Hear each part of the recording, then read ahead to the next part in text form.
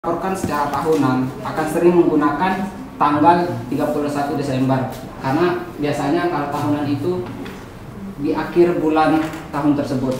Sebentar, kalau presentasi orang temannya jangan nutupin layar, gitu. Jadi yang lain bisa lihat. Baik, kemudian yang kedua, teman-teman harus mengidentifikasi aset. Kenapa? Karena dengan demikian teman-teman akan mengetahui harta yang teman-teman miliki. Di sini aset dibagi menjadi dua macam seperti yang kita ketahui, yaitu aset lancar dan aset tidak lancar. Di mana aset lancar ini termasuk seperti kas, piutang, persediaan, warisan tagih, dan deposito. Kemudian yang termasuk ke aset tidak lancar seperti tanah, bangunan, dan peralatan. Oke, selanjutnya yang ketiga adalah mengidentifikasi kewajiban teman-teman. Kewajiban apa yang teman-teman harus bayar pada periode tersebut? Seperti di sini, kewajiban juga dibagi menjadi dua macam seperti aset tadi, yaitu kewajiban lancar dan kewajiban tidak lancar. Kewajiban lancar ini adalah kewajiban yang harus dibayar dalam kurun waktu kurang dari satu tahun atau secepatnya. Kemudian kewajiban tidak lancar adalah kewajiban yang sebenarnya jangka pembayarannya bisa lebih dari 1 tahun. Contoh kewajiban lancar seperti hutang usaha, hutang pajak, dan lain-lain. Contoh kewajiban tidak lancar seperti pinjaman bank, hutang deposito, dan lain-lain. Yang selanjutnya adalah hitung ekuitas pemegang saham, di mana jika sebuah perusahaan atau organisasi secara pribadi dipegang oleh satu pemilik, maka pemegang saham pada umumnya akan sangat mudah. Tetapi jika perusahaannya dipegang oleh organisasi, di sini hitungan pemegang sahamnya akan sangat susah karena kenapa? Karena pemegang sahamnya lebih dari satu orang. Di mana item baris umum yang ditemukan di bagian neraca ini meliputi saham biasa, saham preferen, saham treasury, dan pendapatan yang disimpan atau saldo laba. Saya akan menjelaskan satu persatu. Yang pertama adalah saham biasa. Saham biasa itu adalah jenis saham yang seluruhnya dapat diperjualbelikan secara umum. Kemudian saham preferen adalah jenis saham yang memberikan prioritas lebih kepada pemilik atas aset dan labanya. Jadi di sini pada saat di saham preferen ini dia lebih memprioritaskan pemiliknya daripada pemegang saham tersebut. Yang ketiga ada saham treasury, adalah saham yang dibeli kembali oleh perusahaan penerbit saham itu sendiri. Jadi contohnya di sini jika teman-teman sebagai pemilik perusahaan dan teman-teman menjual saham, ketika teman-teman butuh kembali, teman-teman akan membeli saham tersebut. Nah, seperti itu contohnya. Kemudian yang keempat ada pendapatan yang disimpan atau saldo laba, adalah jumlah laba bersih yang tersisa untuk bisnis setelah pembagian dividen kepada pemegang saham. Jadi ketika pembagian saham selesai, di sana ada dividen atau harta yang tersisa. Jadi itu merupakan pendapatan yang disimpan, termasuk pendapatan yang disimpan. Yang kelima, yaitu tambahkan total liabilitas ke total saham pemegang dan bandingkan dengan aset. Untuk memastikan secara seimbang, perlu membandingkan total aset dengan total kewajiban ditambah ekuitas. Untuk melakukan, teman-teman harus menambahkan kewajiban dan ekuitas secara bersama. Kemudian hal pokok yang harus dibuat adalah dengan melewati beberapa prosedur, yaitu membuat jurnal pada neraca, menampilkan jurnal pada bagian buku besar, membuat laporan laba rugi, untung, dan yang terakhir adalah dengan menyusun laporan perubahan modal. Oke, mungkin itu saja dari saya. Selanjutnya akan disampaikan oleh Saudara Hendri. Terima kasih.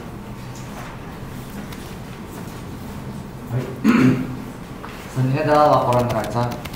Laporan neraca adalah merupakan sebuah laporan keuangan yang di dalamnya terdapat informasi mengenai aktiva, kewajiban, dan juga modal. Nah, apa itu aktiva? Aktiva adalah sebuah aset kekayaan dalam perusahaan. Contohnya kas, piutang, perlengkapan, peralatan, dan sebagainya macam.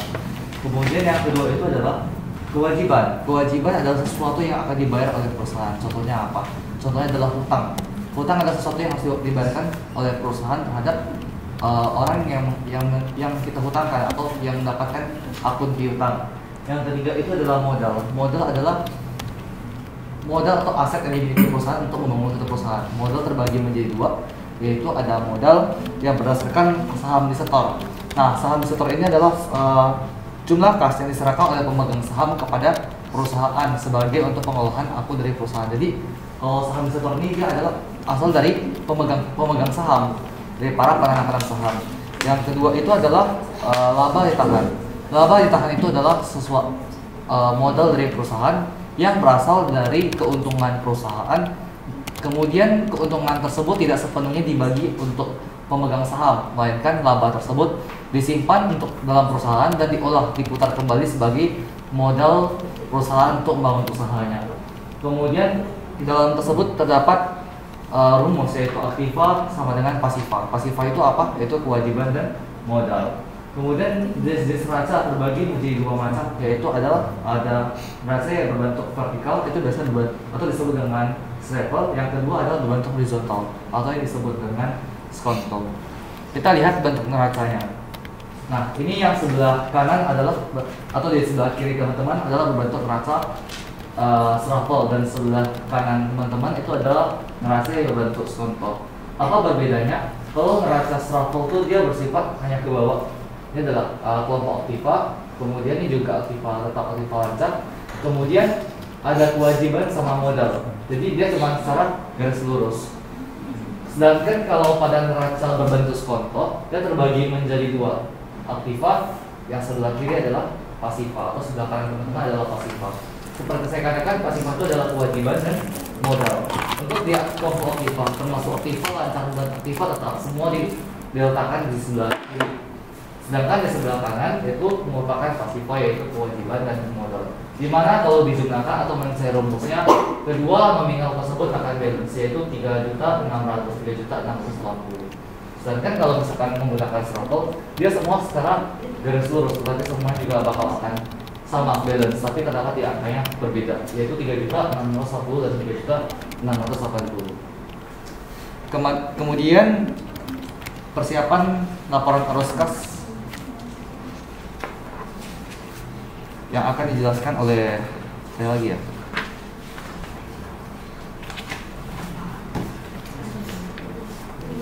Oh ya, oke. Persiapan laporan arus kas dijelaskan lagi oleh saya, yaitu di dalam terdapat 3 komponen dalam laporan arus kas, yaitu ada aktivitas operasi, aktivitas investasi, dan aktivitas pendanaan. Apa itu aktivitas operasi? Adalah laporan yang mengurus mengenai aktivitas dalam perusahaan, operasional dalam perusahaan.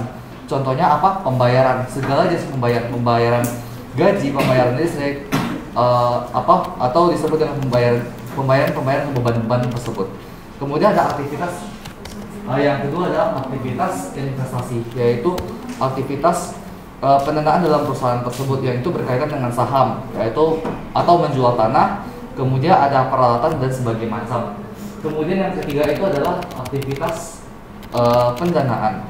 Aktivitas pendanaan dia menunjukkan pada berkaitan dengan pendanaan finansial dalam membayar modal perusahaan. Dalam itu terdapat dividen, kredit, dan segala jenis macam yang berbentuk dengan pendanaan. Kemudian ada 5 langkah dalam yang digunakan untuk membuat laporan arus kas, yaitu ada menghitung kenaikan atau penurunan kas.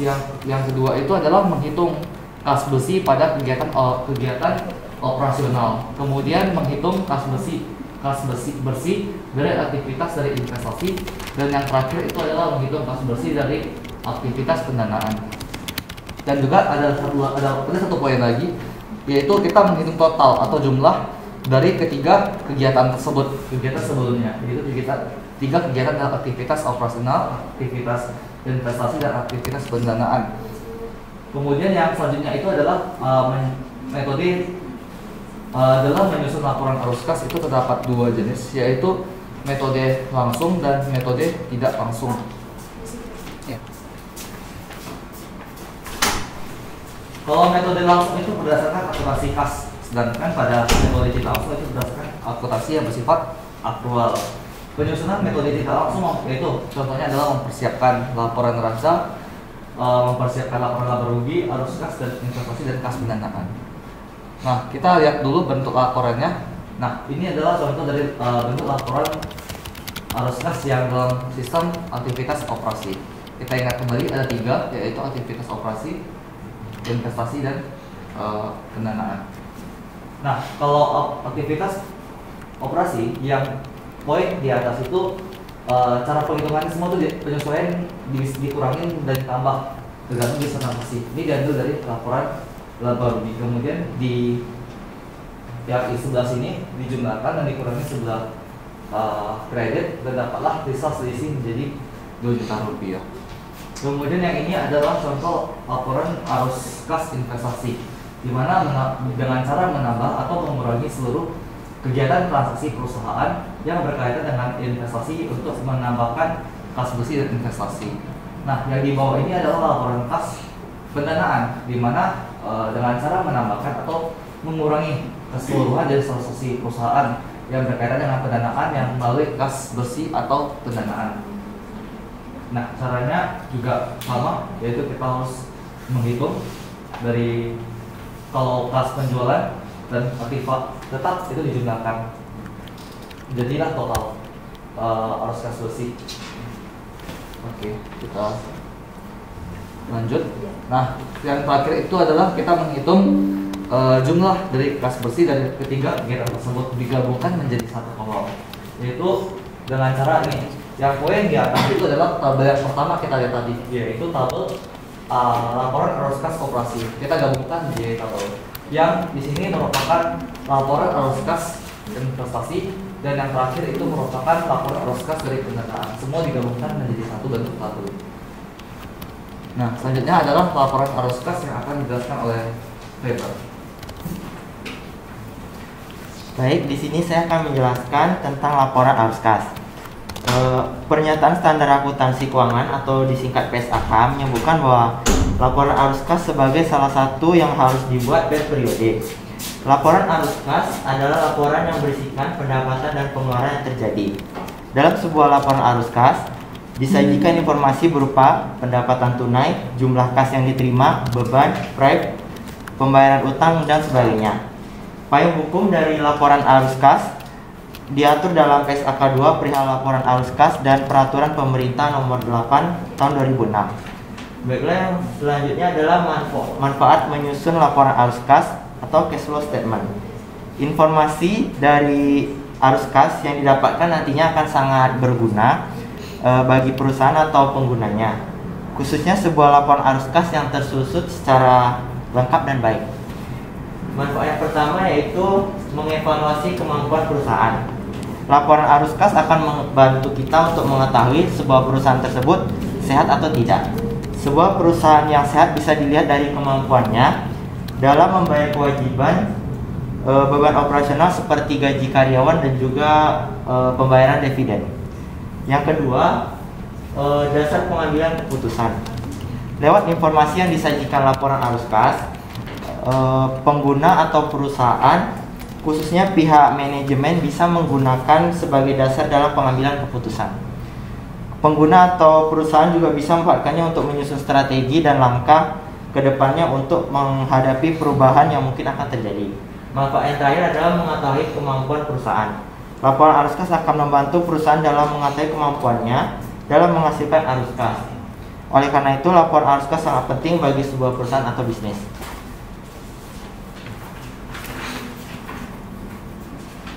Baiklah, yang berikutnya adalah kesimpulan neraca yang akan disampaikan oleh saudara Heri. Baik teman-teman, setelah kita mengetahui apa itu laporan neraca dan bagaimana cara langkah-langkah dalam membuat laporan neraca, di sini kami menyimpulkan bahwa neraca sebagai gambaran posisi keuangan perusahaan pada suatu periode. Neraca bisa berubah setiap harinya seiring dengan bertambah dan berkurangnya persediaan perusahaan. Jadi naik atau turunnya pinjaman bank dan meningkat atau dihentikannya aset tetap perusahaan. Perusahaan yang sifat bisnisnya musiman kayak perusahaan kalau di sini tentu saja akan mengalami perubahan laporan neraca yang besar sepanjang tahun. Seperti halnya pedagang retail yang sebagian besar sudah punya persediaan tinggi menjelang hari libur atau hari raya. Contohnya hari raya Lebaran. Tetapi sesudahnya persediaan tersebut menjadi rendah dan piutang usaha meningkat. Pada intinya setelah laporan neraca selesai tersusun, perhatikan selalu jumlah dari total aktiva dan pasiva teman-teman. Apakah keduanya sudah seimbang atau tidak?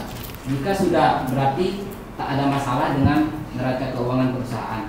Akan tetapi, jika nominalnya tidak sama, maka teman-teman perlu meneliti meneliti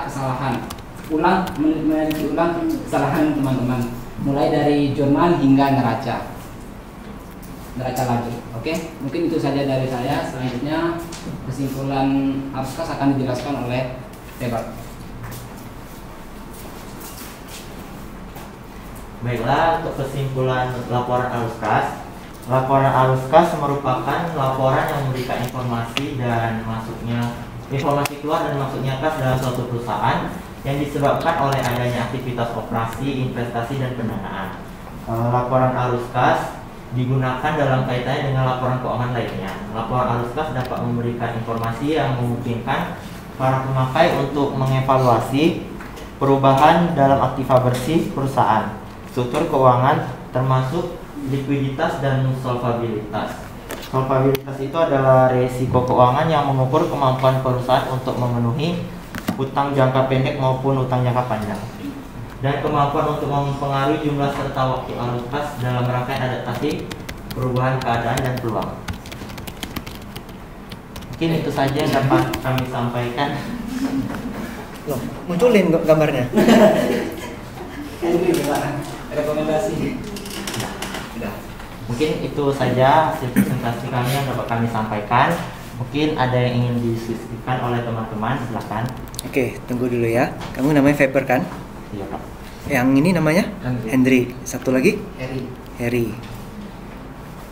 Oh, Hendry yang kemarin namanya belum diisi kopi ya? Oh iya.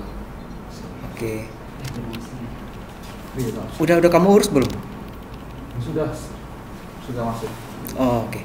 Heri Supianto ya? Ya, Pak. Oke. Jadi pembahasannya tentang laporan neraca dan arus kas ya. Sebelum teman-teman yang nanya, boleh saya nanya duluan? Boleh, Pak. Boleh. Coba mundurkan beberapa slide dulu, ada yang mau saya pastikan. Terutama yang bagian staffel sama yang satu lagi namanya. Oh ya, Ini. Skontro enggak sih namanya? Skonto. Ada pakai katanya begitu. Setahu saya pakai R loh, skontro. Ya.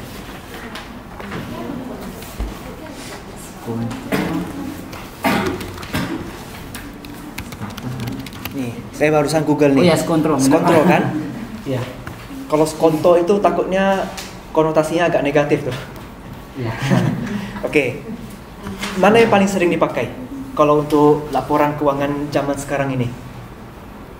Laporan neraca apa ya? Bentuk yang mana? Staffel atau skontro? Skontro atau staffel? Semester lalu sama Bu Evelyn. Bu Evelyn ngajarin gimana? Manajemen keuangan dan sponsor. Skontro kan? Jadi untuk semua yang sering dipakai itu bentuk skontro. Jadi bentuk skontro itu, tolong bantu tulis di papan. Aktiva sama dengan besar-besar, sama dengan pasiva. Tulis di bawahnya lagi, aktiva sama dengan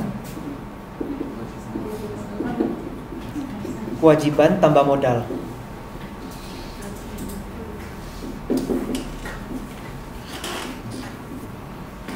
Jadi kalau kita pakai bentuk kontrol, itu kita lebih gampang lihatnya. Yang kiri itu adalah aktiva, yang kanan adalah pasiva. Pasiva terdiri dari kewajiban dan modal. Itu yang sering kali disebut sebagai persamaan dasar akuntansi. Oke, berikutnya coba ke slide yang arus kas. Lagi. Tadi saya sudah terlihat. Coba turun lagi. Lagi. Oh, dan kesimpulan ya. Saya sudah terlihat tadi yang bentar. Sini. Bentar, saya sambil buka di HP aja.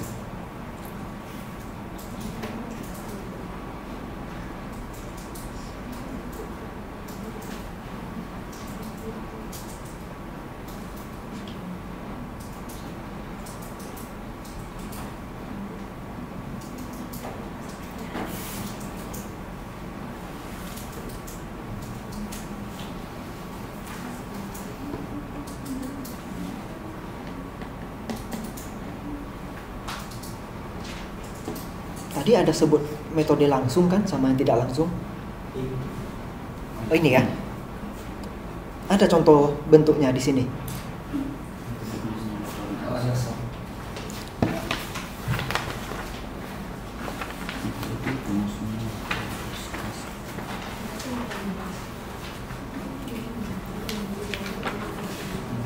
Oh, nggak ada ya contohnya ya.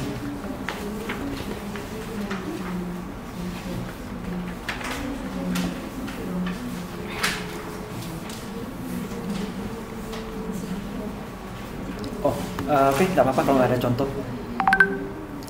Jadi kalau yang namanya halo C, ya C. Oh, aku lagi di Sekandi C, lagi ngajar. Kan besok anakku aja yang maju kan, aku nggak ada nguji aja. Oke. Oh ya, itu kalau hari Rabu, hari besok aja. Besok saya ambil C, nggak apa-apa. Thank you, Jay.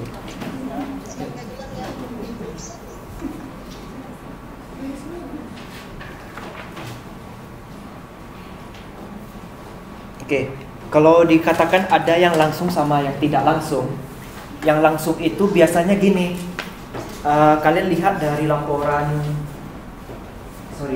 mutasi kas ya. Kan biasa di kas itu ada transaksi bayar ini, bayar itu, menerima uang dari ini, menerima uang dari transaksi apapun itu. Dari situ langsung kita jadikan laporan arus kas. Kita pecah menjadi 3 bagian: pendanaan, investasi, sama operasional. Itu yang namanya metode langsung. Kalau yang namanya metode tidak langsung, itu agak sulit. Kita harus buat dari neraca terlebih dahulu. Ambil neraca periode sekarang sama neraca periode sebelumnya. Dari kedua neraca ini kita selisihkan akun-akunnya, barulah kita susun menjadi laporan arus kas. Agak lebih ruwet, tetapi lebih gampangnya pakai metode langsungnya. Jadi saya mau nambahkan itu aja. Ya. Oke. Dari saya itu dulu. Silakan dari masing-masing kelompok berikan pertanyaan.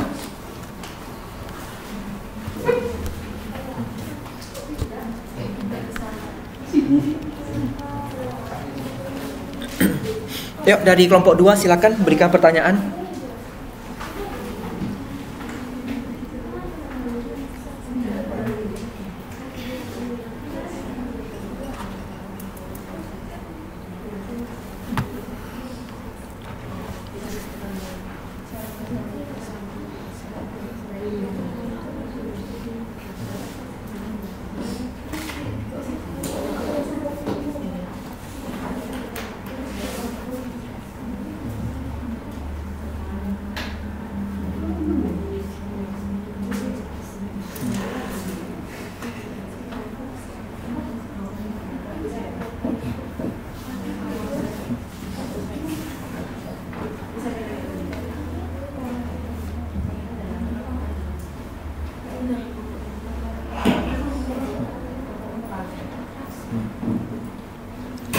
Yuk, kelompok 2 berikan pertanyaan kepada kelompok 1 berdasarkan materi yang udah dikirim.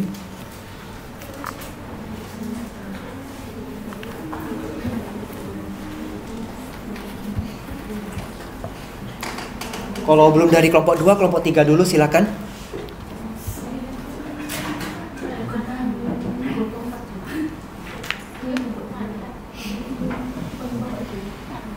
Setiap kelompok kasih pertanyaan ya, jadi nanti bergilir. Iya, satu dulu. Perkenalkan, nama saya Ena Rianandra dari kelompok 3. Saya mau bertanya, apakah banyaknya akun yang digunakan akan mempengaruhi seberapa efektif pemilihan bentuk gelar dan stafel dan skonto?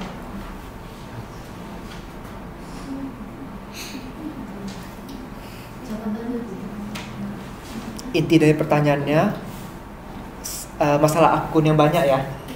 Lebih cocok pakai skontro atau yang stafel gitu ya.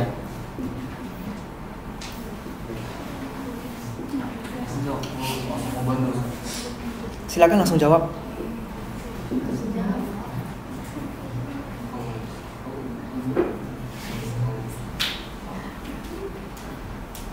Slide-nya ditampilkan yang skontro sama yang stafel biar jelas lihatnya. Oke.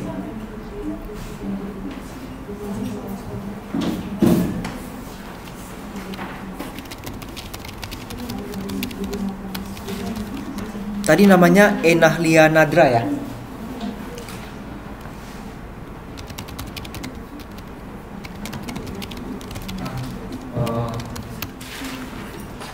Saya izin menjawab mengenai pertanyaan Nadia Nadra dari kelompok 3. Untuk menyusun laporan keuangan itu adalah bentuk, itu adalah stafel sama skonto. Perbedaan dari stafel sama skonto itu adalah kalau stafel memanjang, kalau skonto itu menyamping. Tapi kalau misalkan diperhatikan dari penyusunan dan disesuaikan dengan jumlah akun yang dipakai oleh perusahaan, jika akun yang digunakan lebih banyak, neraca berbentuk stafel lebih efektif. Sedangkan kalau neraca skonto lebih mudah diterapkan di perusahaan yang punya akun dan jumlah nominal yang sedikit, karena seperti contohnya UMKM seperti itu. Jadi kalau menurut kami itu adalah neraca yang berbentuk stafel yang lebih efektif dibandingkan yang skonto untuk akun yang lebih banyak.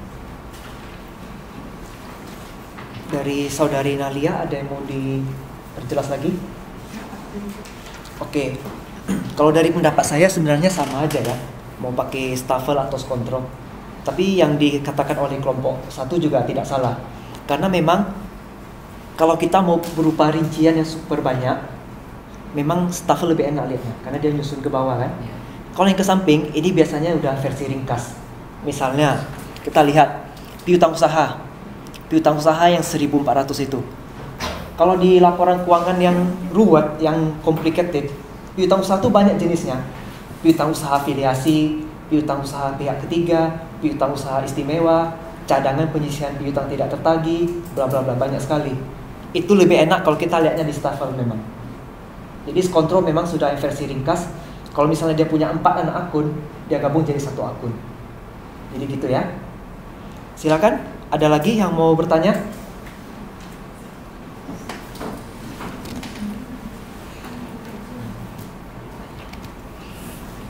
Kelompok 2, kelompok 4, kelompok 5.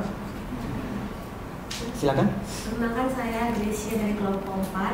Saya ingin bertanya, tadi kan dari bilang kalau neraca itu memiliki kegunaan untuk melihat sebuah kondisi keuangan perusahaan tuh, perusahaan itu sehat atau enggak. Gimana sih cara lihatnya dari neraca tadi, keuangan sebuah perusahaan itu sehat atau tidaknya dilihat dari mananya?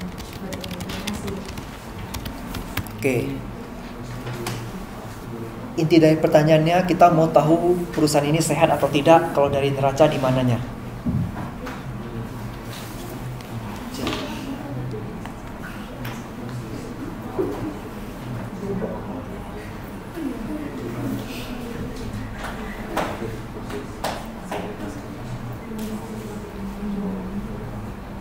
Tampilkan yang tadi, stafel sama skontronya. Lihat dari mananya kalau mau tahu perusahaan ini sehat atau tidak.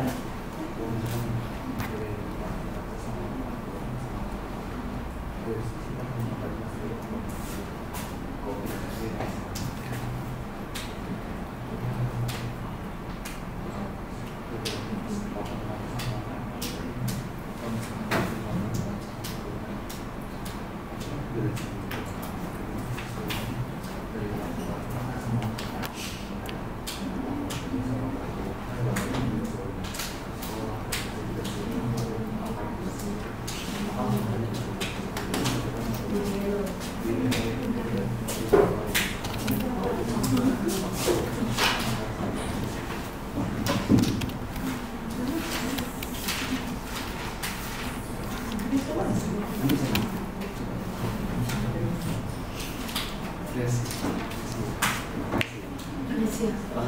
ingin mencoba menjawab pertanyaan dari Gracia.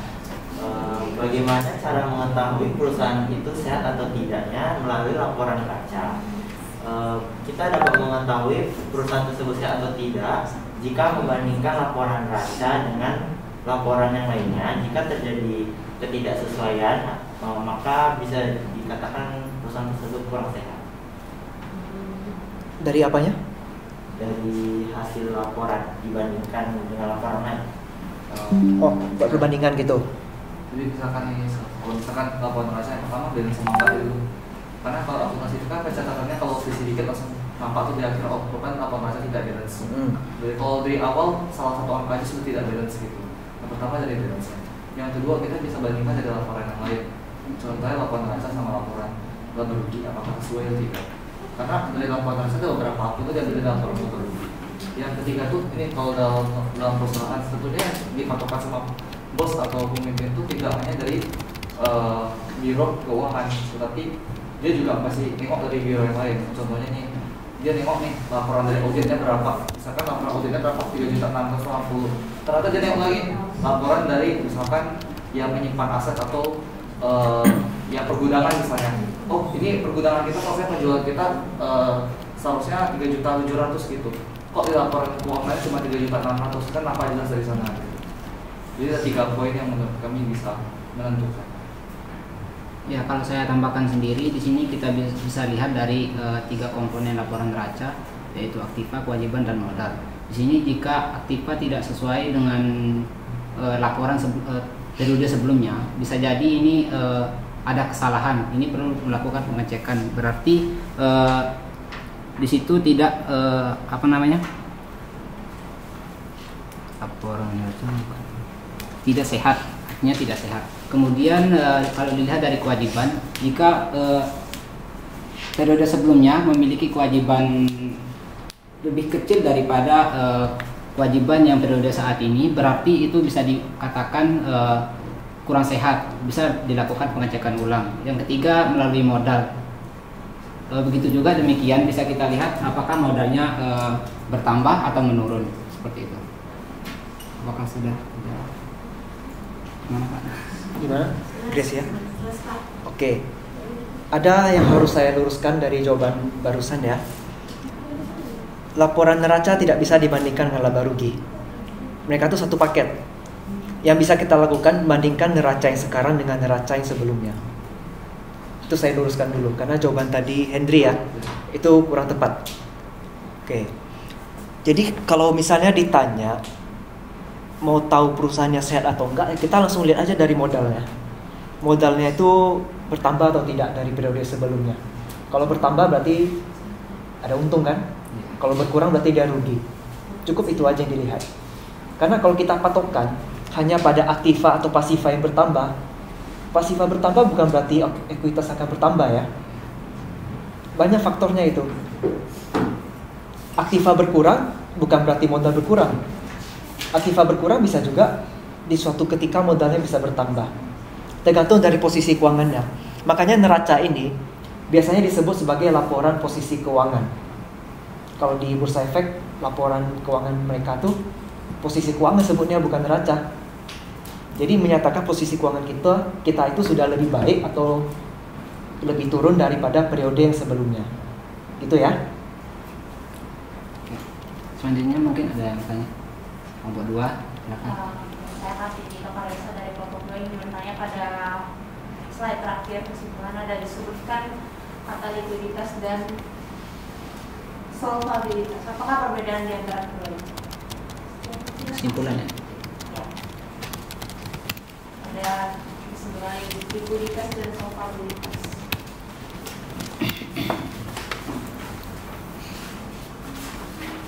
Mana kata likuiditas ya?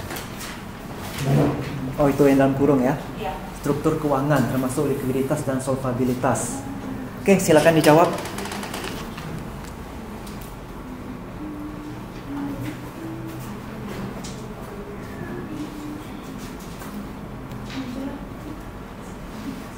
Oke, jadi untuk mengetahui apa tadi? Perbedaannya. Oh, perbedaannya. Di mana di sini kalau rasio likuiditas ini menggambarkan kemampuan perusahaan untuk menyelesaikan kewajiban jangka pendek. Sedangkan rasio solvabilitas ini menggambarkan kemampuan perusahaan dalam membayar kewajiban jangka panjang atau kewajiban-kewajibannya apabila perusahaan dilikuidasi. Seperti yang dikatakan ada dijelaskan tadi sama Heri, kalau likuiditas kan jangka pendek ya. Kalau jangka pendek itu ada kewajiban itu pasti hutang. Jadi hutang yang jangka pendek itu apa ya? Hutang di bawah 1 tahun. Sedangkan solvabilitas adalah hutang jangka panjang atau hutang yang di atas 1 tahun.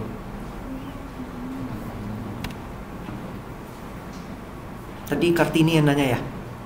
Gimana jawabannya? Ya, boleh. Perlu saya tambahin? Perlu, Pak. Perlu lah.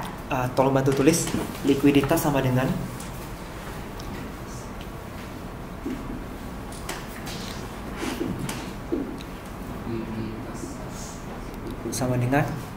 current ratio, CURR,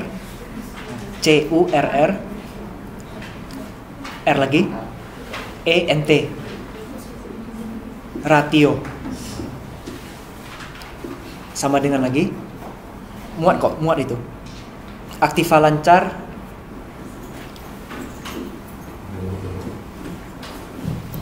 bagi, bikin perpanjang, ya di garis bawahin, bawahnya tulis utang lancar.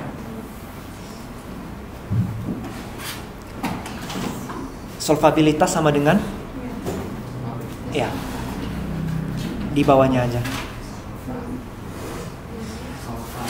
ya.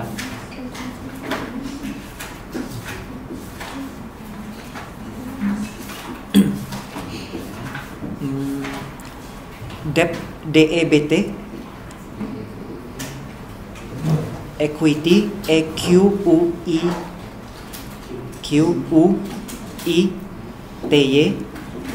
ratio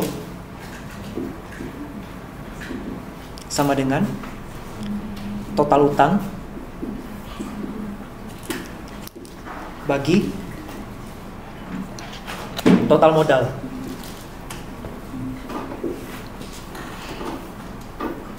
Jadi untuk membedakan apa itu likuiditas dan solvabilitas, perhatikan. Likuiditas itu kemampuan perusahaan untuk membayar utang jangka pendek. Untuk bayar utang jangka pendek, kalau di neraca sebutnya utang lancar ya, atau kewajiban lancar, atau liabilitas lancar. Istilahnya banyak, tapi maksudnya adalah itu. Untuk bayar utang lancar, kita pakai aktiva lancar. Aktiva lancar ini bisa terdiri dari kas, piutang, persediaan, dan lainnya. Jadi untuk bayar yang lancar, kita pakai yang lancar juga kan? Itu namanya likuiditas. Solvabilitas itu yang lebih ke utang jangka panjang. Kalau salah satu rasionya namanya debt to equity ratio, itu dia menggunakan total utang dibagi dengan total ekuitas. Artinya kita mau lihat seberapa besar sih modal kita untuk menyanggupi membayar utang jangka panjang dan jangka pendek sebenarnya itu. Tapi solvabilitas orang biasa lebih definisikan untuk jangka panjang. Tapi kalau pada rumus yang kita lihat di depan ini, sebenarnya itu jangka pendek dan jangka panjang yang benar. Tapi memang khalayak umum sebutnya jangka panjang aja. Itu nggak apa-apa. Silakan, ada lagi dari kelompok 5 berarti ya. Berikan pertanyaan.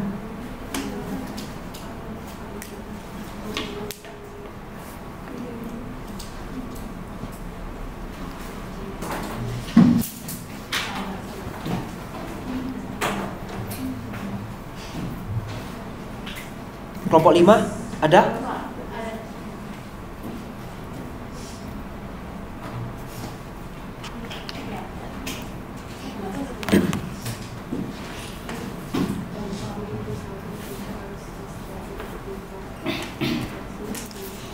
Saya mau pakai chargernya.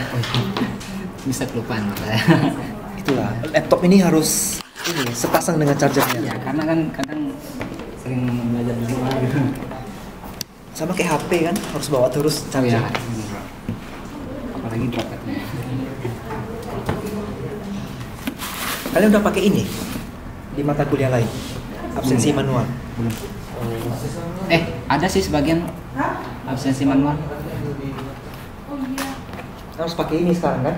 Kalau offline. Cuman ini harus saya tandai dulu kan, ada yang online, ada yang offline kan? Yang pas kalian online nggak boleh tanda tangan di sini. Jadi harus ditandai dulu. Suruh minta kemarin kan? Lupa. Oke. Bagaimana kami dari kelompok 5 ingin bertanya, adakah dampak bagi perusahaan jika arus kas dari aktiva operasi meningkat atau pertumbuhannya positif? Jelaskan. Lebih baik. Untung lebih baik. Dampak dari arus kas operasi yang meningkat. Ya. Dampak kemana ya? Oh, dampak ke perusahaan. Dampak ke perusahaan apabila arus kas operasi meningkat, gitu ya? Tadi yang nanya namanya siapa? Yulia Erawati ya? Oke, silakan jawab kelompok 1.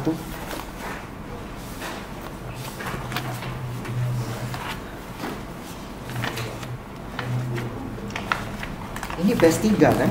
Iya, Pak. Nggak ada absen punya kalian.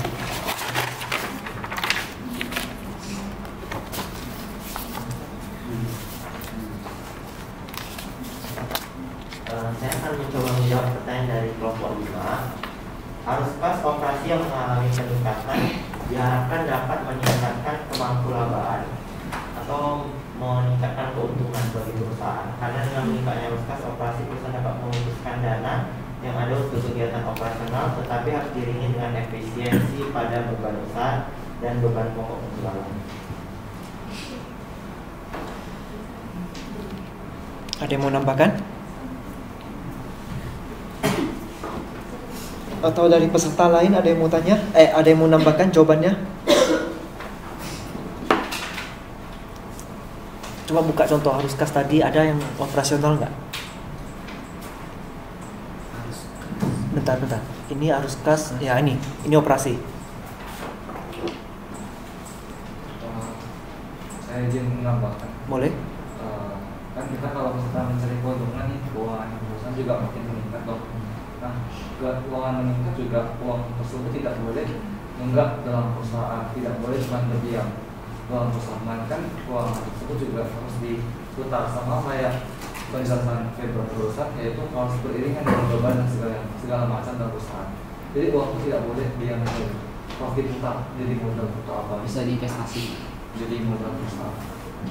Seperti yang saya jelaskan adalah ada 2 hal yang mempengaruhi modal, itu adalah modal yang berdasarkan dari laba ditahan dan modal berasal dari investasi. Yang tadi yang dijelaskan di adalah laba yang berdasarkan dari laba yang ditahan, kemudian diputar menjadi modal. Gimana? Masih perlu saya tambahkan? Boleh, Pak. Oke. Jawabannya udah benar, jadi apa yang mau tambah lagi? Kalau tahu ada opsi lain, Pak. Oke, kita lihat aja contoh PPT ini. Jadi yang namanya operasional itu adalah yang memang menjadi inti dari perusahaan. Perusahaannya bergerak di bidang apa? Misalnya peternakan sapi. Ya berarti produk utamanya apa? Penjualan daging dan penjualan susu kan? Terus biaya perawatan sapi itu masuk ke dalam kegiatan operasional juga. Biaya pakan sapi, biaya perawatan, kalau sapinya sakit kita kasih obat, kita bawa ke dokter, itu juga termasuk biaya operasional. Jadi untuk mendapatkan pendapatan operasional tentu harus dikeluarkan biaya operasional juga kan? Itulah yang namanya arus kas operasional. Jadi yang memang untuk menunjang kegiatan perusahaan. Terus dampaknya gimana kalau arus kas operasi yang meningkat? Ya bagus. Artinya ada laba kan? Ya. Uang masuk lebih banyak dari uang keluar. Berarti untung. Ya itu dia intinya. Bisa dipahami? Oke, karena masing-masing kelompok sudah bertanya, ini saya kasih satu lagi kesempatan bonus bebas siapa aja mau tanya kepada satu kelompok ini untuk tambahan nilai.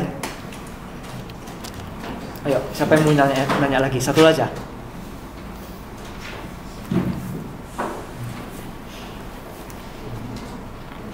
Kalau bisa yang belum bertanya biar dapat tambahan nilai keaktifan diskusi.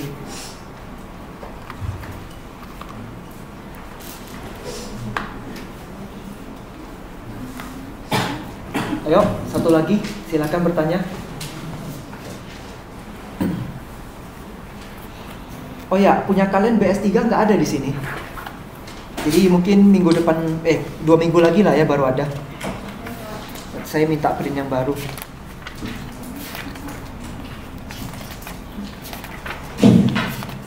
Soalnya yang BS1 tercetak 2 kali, ini pasti keliru mereka nih. Oh iya. Anak tiri kali Pak. Dikit.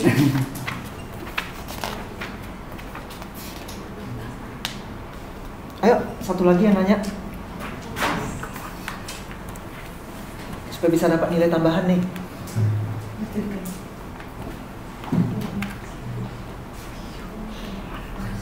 Dengan kaca atau tentang persiapannya, arus gas, Bukannya bukannya. Yang penting jangan nanya cara bikin laporannya ya. Mereka bingung nanti itu.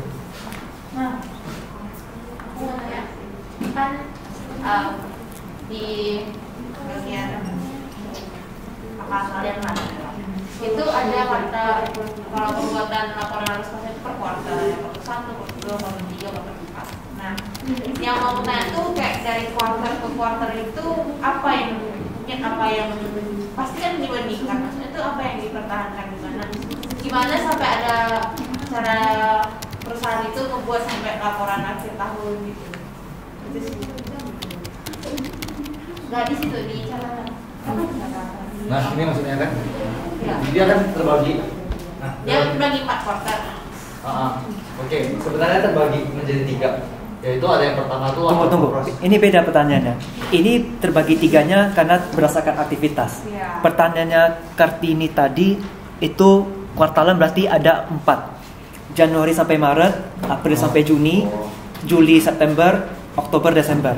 Itu maksudnya. Nah, laporan keuangan itu ada yang kayak per triwulan ya. Itu kan laporan per triwulan. Ada laporan yang per tahun, ada laporan yang bahkan per bulan. Tapi yang pada pentingnya itu ada laporan per tahun sama laporan per triwulan. Biasanya ya kalau dari laporan keuangan yang sering kita lihat, laporan per triwulan itu adalah pada perusahaan besar. Ada perusahaan-perusahaan yang memiliki komoditas saham contoh Indofood atau Sarga dan sebagainya macam. Maka laporan tersebut dapat mudah dibaca oleh para pekerja saham. Kalau laporan per utamanya itu cukup laporan per tahunnya biasanya ada laporan umum, tapi sebenarnya tidak ada membedakan antara tidak ada pembeda secara spesifik atau dalam segi fungsi dalam dua laporan tersebut sama-sama aja. Yang ditanyakan bukan perbedaan fungsi tapi kayak cara penyusunan. Kan pasti dari kuartal ke kuartal gimana sih akhirnya mereka kumpul jadi satu, oh ini laporan tahunan gitu loh. Ya, maksudnya kayak kalau laporan tahunan ya udah berarti dia menggunakan laporan acuan per tahunan. Tidak boleh laporan tahunan ya tidak dari laporan tahunan jadi triwulan jadi tahunan tadi salah. Ya kalau misalkan laporan triwulan ya udah menjadikan laporan triwulan gitu, nggak boleh dari laporan triwulan jadi tahunan. Apa-apanya sama gitu. Enggak, sebenarnya kayaknya itu maksudnya kayak gini. Kalau yang triwulan ini sebenarnya pemahaman saya ya, perusahaan itu kadang ada yang membuat dengan metode triwulan dan ada yang tahunan. Jadi nanti perusahaan itu membuat dengan metode 3 tahun sekali dan yang 3 bulan sekali dan ada yang setahun sekali. Ada yang menjelas kayaknya. Coba perjelas lagi pertanyaannya, Kartini. Kayak misalnya kan kita ada buat seperti yang kita bilang sama Hendrik tadi, Nah, perusahaan besar itu ada laporan triwulan 1, triwulan 2, triwulan 3 dan 4. Yang saya tanyakan itu bagaimana perusahaan itu mengumpulkan laporan daripada 4 triwulan ini menjadi akhirnya ujungnya dia bilang oh ini laporan tahunan gitu loh. Itu yang dipertanyakan. Apakah pembuatan laporan tahunan itu ada menggunakan laporan triwulan atau tidak atau sebaliknya? Digabungkan aja dong. Dari laporan kan Januari belum ya. Laporan April, Mei, Juni. Nggak bisa ditentukan sebenarnya, itu tergantung kebijakan perusahaan sih. Iya, Ya, Pak. tergantung perusahaan. Tapi banyak kan laporan. Ada ya, kalau perusahaan besar biasa yang Tapi bisa digabungkan, bisa digabungkan. Bisa. Kan ada 4 triwulan laporan itu apa? Bukannya laporan tahunan terus dibandingkan dengan laporan tahunan. Iya.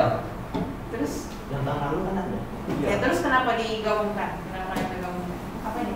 Yang digabungkan tuh per triwulan dari 1 tahun. Nanti dibandingkan dengan perbandingan yang tahun lalu. Kalau mau lihat yang tahun lalu triwulannya juga ada. Jadi 1 tahun tuh naik turunnya nampak. Ah ya. Saya luruskan dulu ya. Tapi seru ya perdebatan gini ya. Jadi tadi ada bicara soal perbandingan ya. Kalau perbandingan, triwulan 1 harus dibandingkan dengan triwulan 1 tahun sebelumnya. Tidak boleh triwulan 1 dibandingkan dengan triwulan 2 atau triwulan 3 sebelumnya. Pokoknya apple to apple. Ya. Tahunan ya tahunan, triwulan triwulan, semester ya semesteran. Ya. Oke, sudah sepakat kita semua? Oke, masalah apa yang digabung atau tidak digabung. Kalau laporan neraca kita buat per triwulan, ya nggak masalah. Laba rugi arus kas per triwulan juga nggak apa-apa. Cuman khusus untuk neraca tidak boleh digabung per triwulan. Karena neraca itu sifatnya adalah berlanjut terus. Makanya kalau laporan neraca itu dibuat neraca 31 Desember. Kalau laba rugi per 31 Desember. Ada kata per di sana, di judul kepala tabel headernya kan. Maksudnya apa? Laba rugi itu berarti hanya per tahun buku. Jadi kalau per tahun buku aja berarti per triwulan 1, triwulan 2, 3, 4 boleh kita jumlah. Karena dia hanya sepotong-sepotong baru kita gabung. Tapi kalau neraca nggak boleh karena dia sifatnya kontinuitas, berlanjut terus angkanya. Pertanyaannya kalau arus kas gimana? Boleh digabung atau tidak? Kalau per triwulannya menjadi tahunan. Lihat dulu arus kas ini kan hanya sepotong-sepotong juga sifatnya. Ya. Arus kas operasionalnya hanya per triwulan pertama, hanya per triwulan kedua. Nanti untuk yang tahunan berarti kita boleh gabung triwulan 1 sampai 4. Ya. Untuk laporan perubahan ekuitas. Laporan perubahan ekuitas itu tidak boleh gabung per triwulan. Karena sifatnya sama dengan neraca, kontinuitas, berlanjut terus. Kalau laporan catatan atas laba rugi, CALK biasanya sebutannya, tidak boleh digabungkan. Karena itu sifatnya juga kontinuitas. Jadi ada 3 yang tidak boleh gabung, ada 2 yang boleh gabung ya. Apa aja tadi yang 2 boleh gabung? Arus kas Dan CALK laba rugi. ya. Arus kas dan laba rugi yang boleh kita gabung triwulannya menjadi setahun. Atau 2 semester gabung jadi 1 juga boleh. Baik, saya rasa untuk kelompok 1 udah cukup bagus penyajian presentasinya, kemudian tanya jawabnya juga oke. Silakan ditutup, kita lanjut kelompok 2. Tutup dulu. Sekian dari kami, mohon maaf jika ada kekurangan. Mohon maaf ya.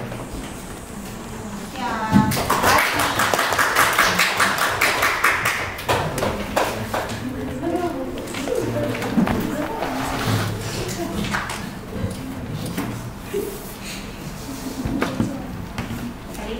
Iya ya, lagi WA ya. Ada mau tidak mas? Gak usah, kan udah di email kan.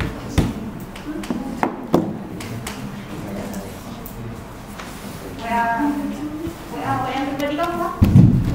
Terserah Cincay.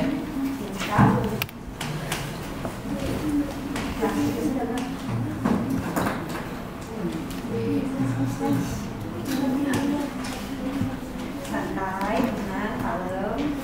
Kita bisa. Kita bisa. Tenang. Ya, santai,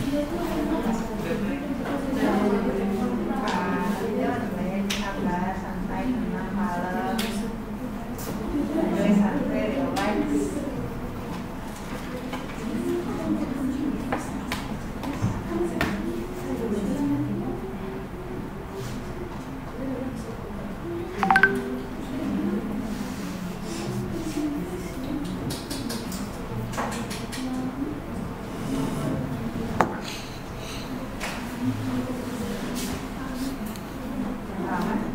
PPTW.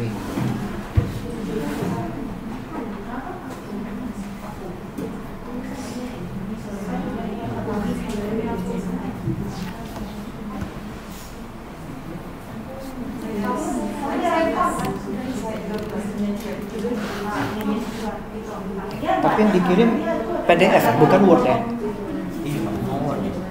Word aja lah, ada Word juga. Ada.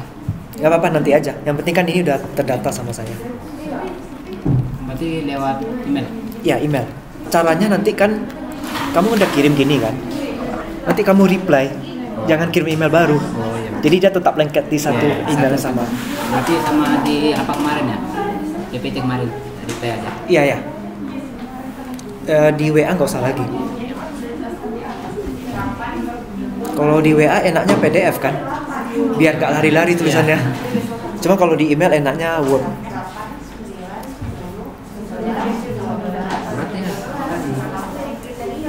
Oke. Yuk silakan kelompok 2.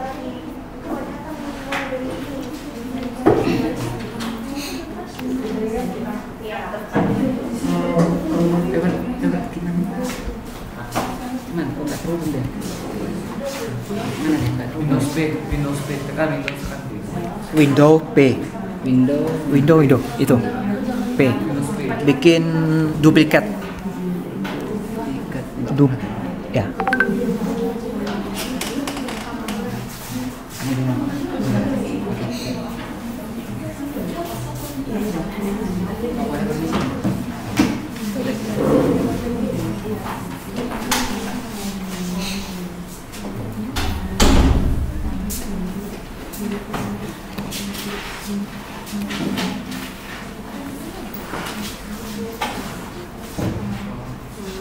Baiklah, saya akan buka.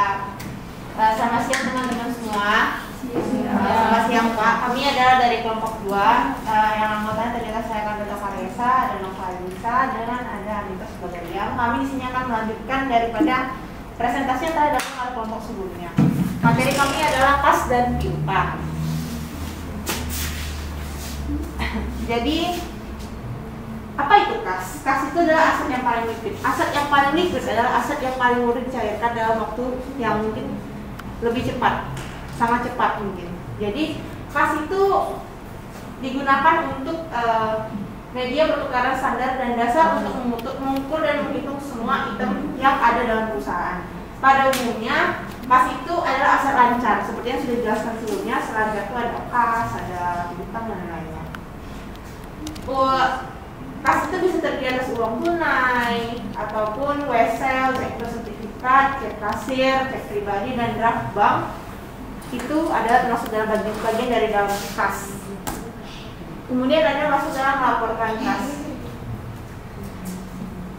Ada terbagi atas dua hal yang harus diperhatikan dalam melaporkan kas.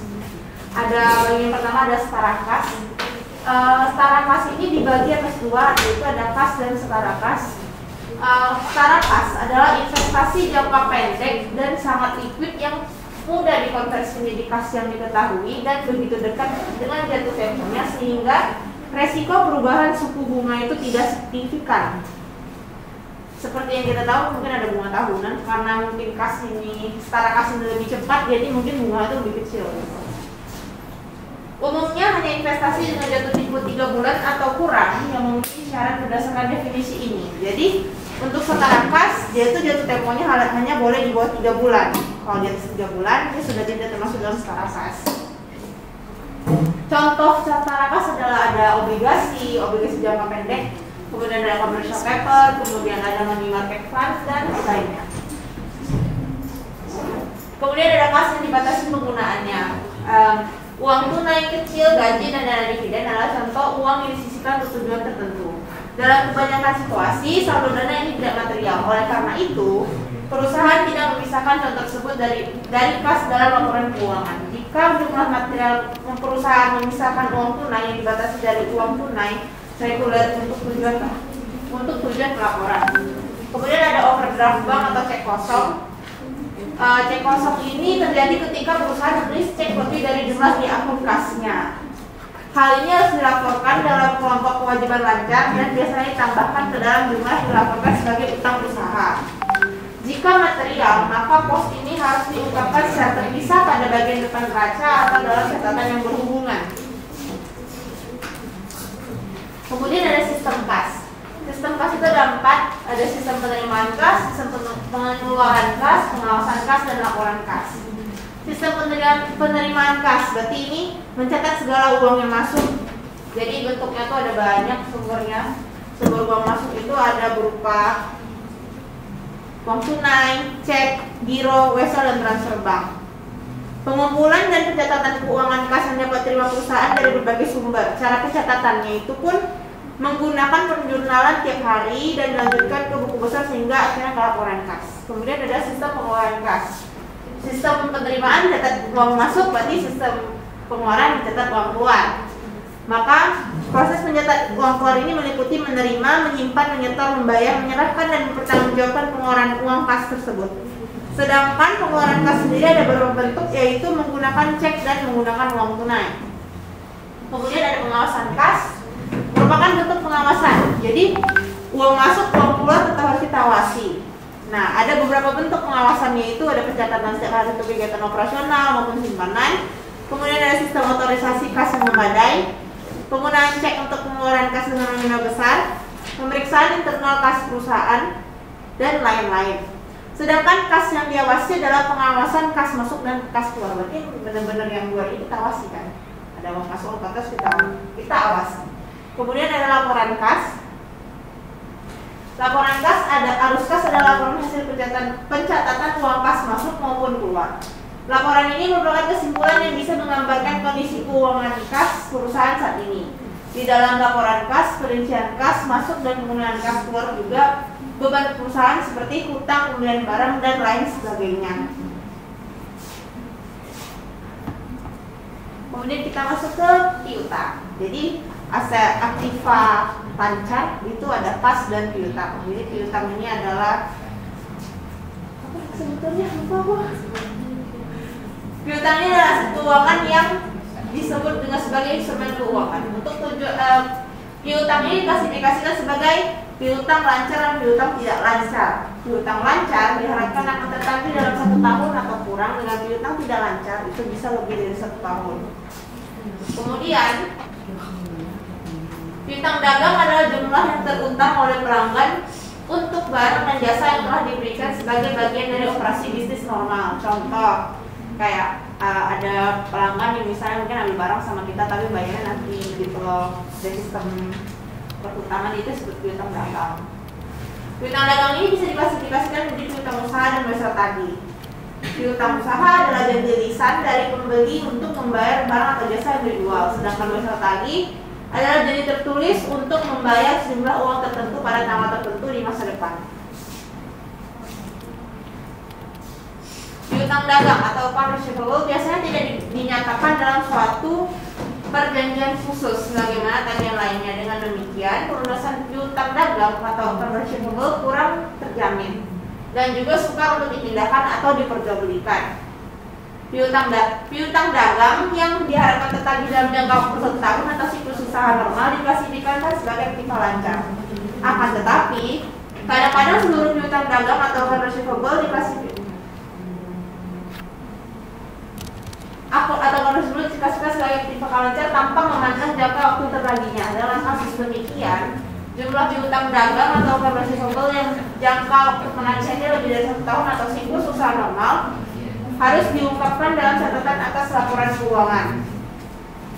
Masalah-masalah akuntansi yang bersangkutan dengan piutang dagang meliputi 3 hal, yaitu pengakuan piutang dagang atau usaha dan penilaian piutang dagang atau usaha. Kemudian kita ada metode perhitungan tidak tertagihnya piutang. Jadi ada 2, metode write off dengan metode penyisihan. Jadi metode write off ini perusahaan itu ketika ada memiliki piutang dia langsung direct bahwa piutangnya tidak tertagih, maka ditulis secara langsung. Jadi nih, ketika perusahaan untuk akun tertentu tidak dapat tertagih, biaya tersebut akan menyebabkan kerugian pada beban utang pengurus. Asumsikan misalkan ada pada tanggal 10 Desember Chungcho menulis sebagai saldo $8.000 yang tidak tertagih. Entry-nya sebagai berikut. Jadi Twitter tidak tertagih $8.000, terus bidang usaha $8.000. Dari sudut pandang ini memang praktis, tapi metode word of langsung ini secara teoritis kurang begitu efisien. Biasanya tidak, karena dia tidak mencatat biaya pada periode yang sama dengan pendapatan terkait.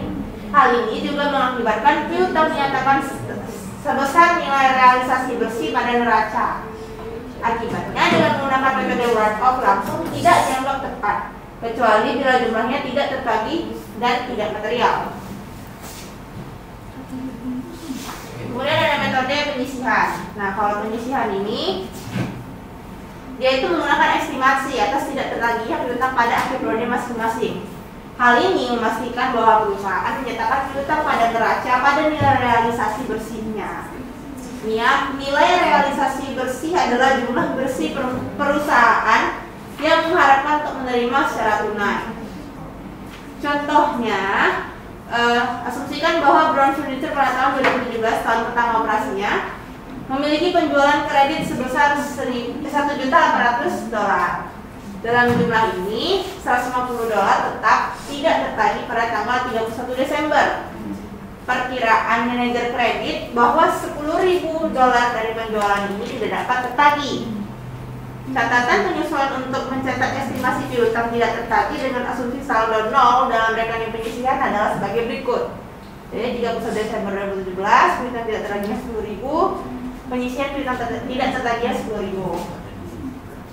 Perusahaan dapat menerapkan metode ini dengan menggunakan satu tingkat komposit yang mencerminkan estimasi dari piutang tak tertagih, atau perusahaan dapat menentukan jadwal untuk umur piutang yang menerapkan presentase yang berbeda berdasarkan pengalaman masa lalu dengan berbagai kategori usia. Jadwal penuaan juga mengidentifikasikan akun mana yang memerlukan perhatian khusus dengan menunjukkan sejauh mana akun tertentu telah lewat. Selanjutnya akan dijelaskan oleh Nova. Baiklah, selanjutnya saya akan menjelaskan mengenai WSL tagih. WSL tagih didukung oleh sebuah perjanjian resmi, sebuah janji tertulis untuk membayar sejumlah uang tertentu pada tanggal yang pasti di masa depan. Catatan semacam itu adalah instrumen yang dapat dinegosiasikan bahwa pembuat menandatangani pesanan dari penerima pembayaran yang ditunjuk secara legal dan siap menjual atau mentransfer catatan tersebut kepada orang lain.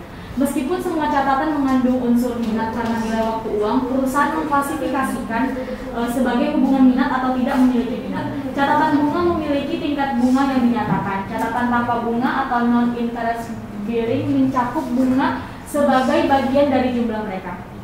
WSL tagih dianggap cukup liquid meski berjangka panjang karena perusahaan dapat dengan mudah mengkonversikannya menjadi uang tunai, walau mereka mungkin membayar biaya untuk melakukannya. Ada masalah dalam WSL tagih. Yang pertama, pengakuan WSL tagih. Perusahaan mencatat dan melaporkan WSL tagih jangka panjang pada nilai sekarang dari uang tunai yang mereka harapkan untuk dipungut. Bila bunga yang disebutkan pada catatan berbunga sama dengan tingkat bunga efektif atau yang ada pada pasar, catatan tersebut laku pada nilai nominal. Bila tingkat bunga yang disebutkan berbeda dari tingkat pasar, pertukaran uang tunai atau nilai sekarang berbeda dari nilai nominal dari catatan perusahaan, kemudian mencatat perbedaan ini, baik diskon ataupun premium, dan diamalkan selama catatan berlangsung untuk memperkirakan tingkat bunga yang efektif. Ini menggambarkan salah satu dari banyak situasi di mana nilai waktu konsep uang yang diterapkan pada pengukuran akuntansi. Yang kedua, ada penilaian WSL tagih. Seperti piutang, perusahaan mencatat dan melaporkan WSL tagih jangka panjang pada nilai realisasi bersihnya, yaitu pada jumlah mereka dikurangi semua tunjangan yang diperlukan. Akun tunjangan WSL tagih utama adalah penyisihan piutang tak tertagih.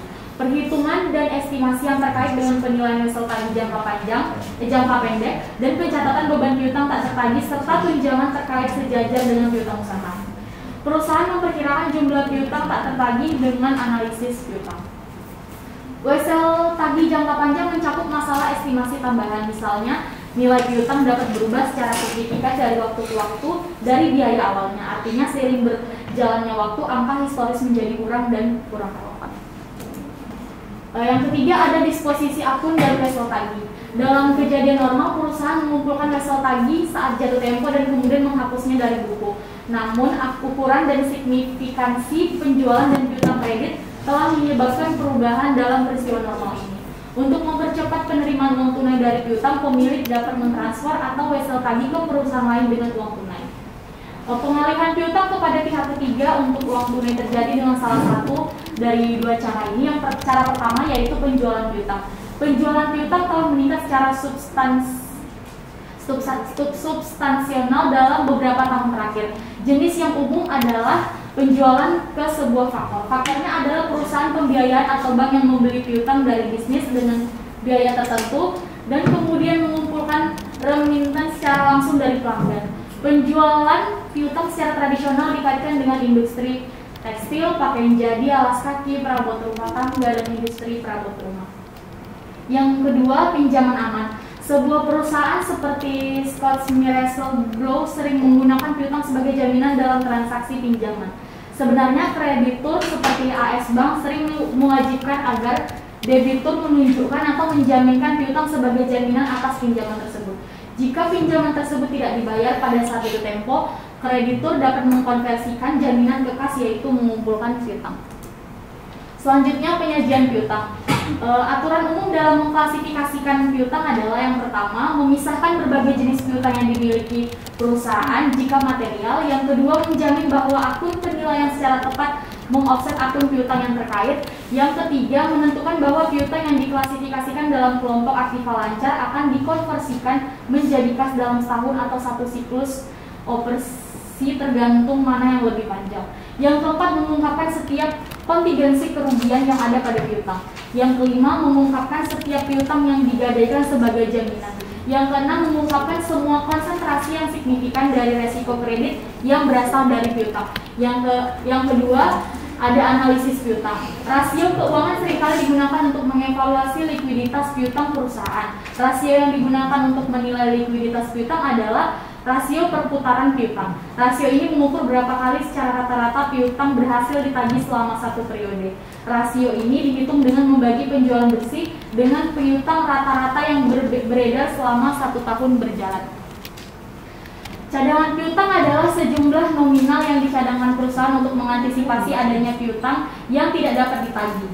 Cadangan piutang berguna untuk mengantisipasi dampak adanya piutang tak tertagih terhadap biaya operasional perusahaan.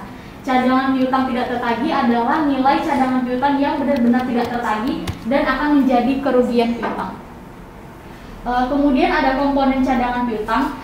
Saldo piutang, semakin banyak penjualan kredit saldo piutang akan semakin besar. Seiring berjalannya waktu, perusahaan dapat menganalisis kemampuan membayar dari pelanggan.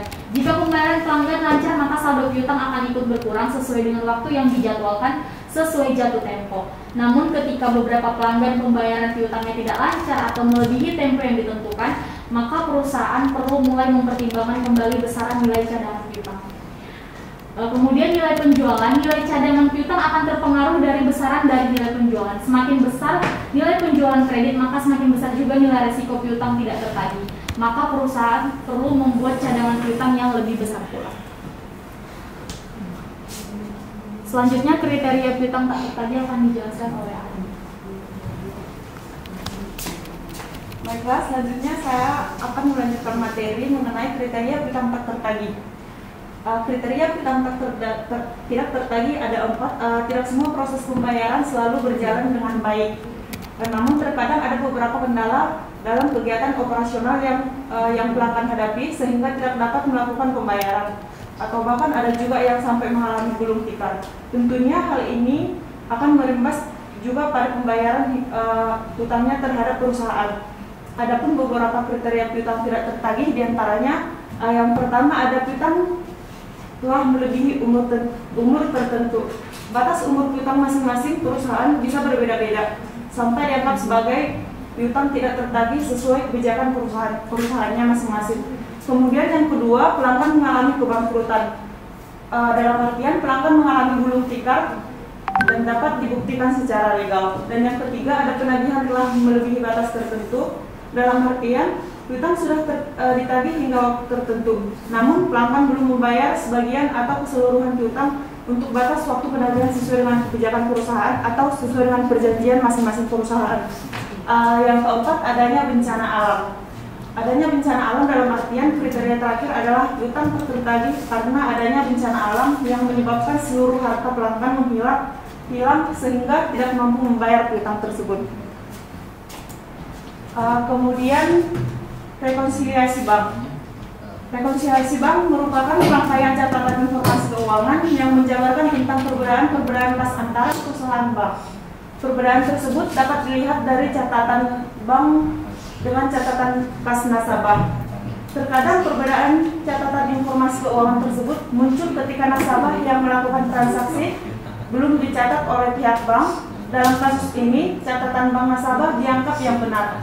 Sebaliknya, jika terdapat perbedaan dari catatan pos-pos lainnya, maka catatan dari pihak bank dan juga perusahaan perlu melakukan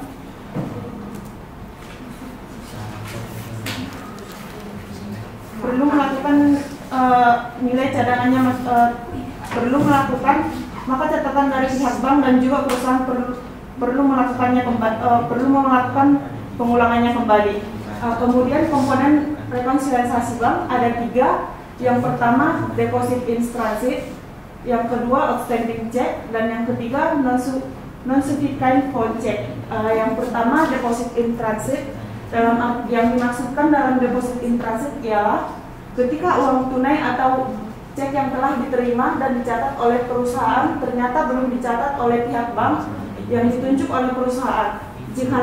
Jika hal seperti ini terjadi, maka setoran tidak akan muncul pada laporan keuangan bank. Oleh sebab itu, kasus ini masuk ke dalam item rekonsiliasi dalam rekonsiliasi bank. Yang kedua adalah outstanding check.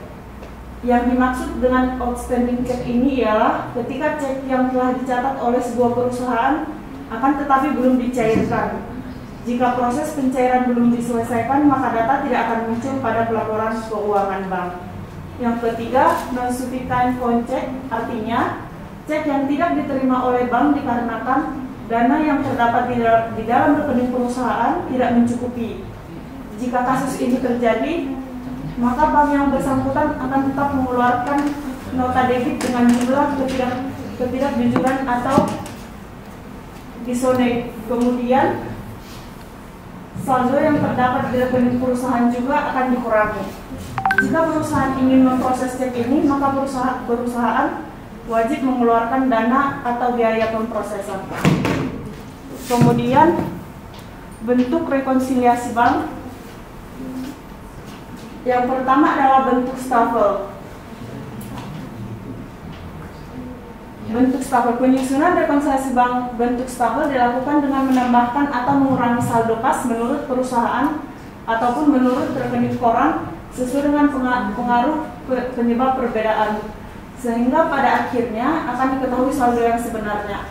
Jenis ini biasanya disusun secara vertikal atau bertingkat, di mana bagian atas berupa rekonsiliasi saldo kas perusahaan, sedangkan bagian bawah berupa rekonsiliasi saldo kas bank atau saldo rekening koran. Yang kedua adalah bentuk skontro, di mana bentuk selanjutnya ini adalah bentuk rekonsiliasi bank skontro atau akun form. Berbeda dengan bentuk yang pertama, akun form ini disusun secara horizontal dengan cara sebelah menyebelah.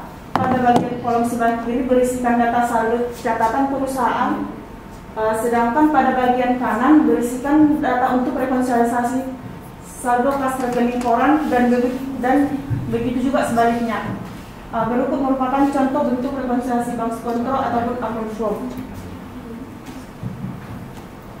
Yang pertama tadi ada stafel, contoh laporan stafel seperti ini.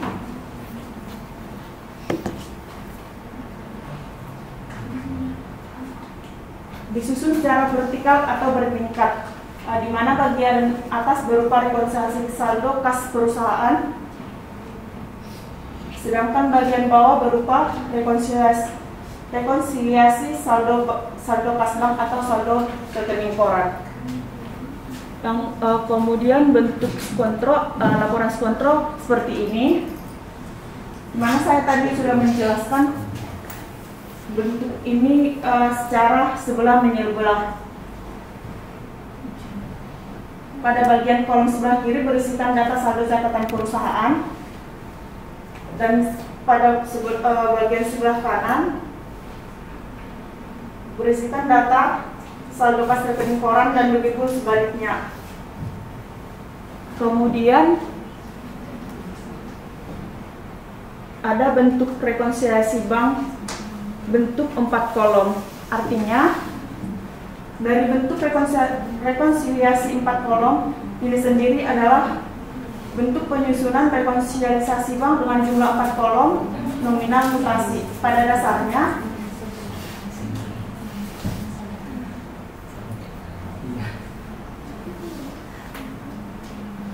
sesuai nama-namanya, bentuk penyajian data dan informasi pada dasarnya bentuk rekonsiliasi bank 4 kolom ini terdiri dari 5 kolom. Namun dari 5 kolom ini hanya terdapat 4 kolom nominal mutasi. Oleh sebab itu disebutkan dengan bentuk rekonsiliasi bank 4 kolom. Kemudian ada bentuk 8 kolom. Contoh rekonsiliasi bank 8 kolom. Contoh laporannya adalah seperti ini.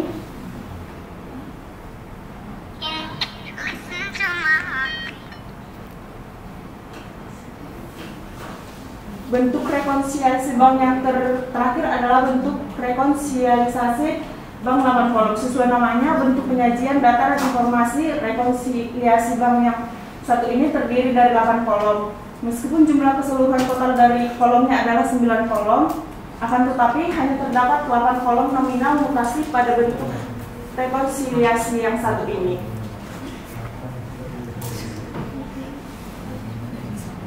Kemudian yang terakhir adalah penyebab rekonsiliasi bank. Ada 6 penyebab rekonsiliasi bank. Yang pertama adalah piutang wesel. Artinya piutang wesel yang diartikan di sini adalah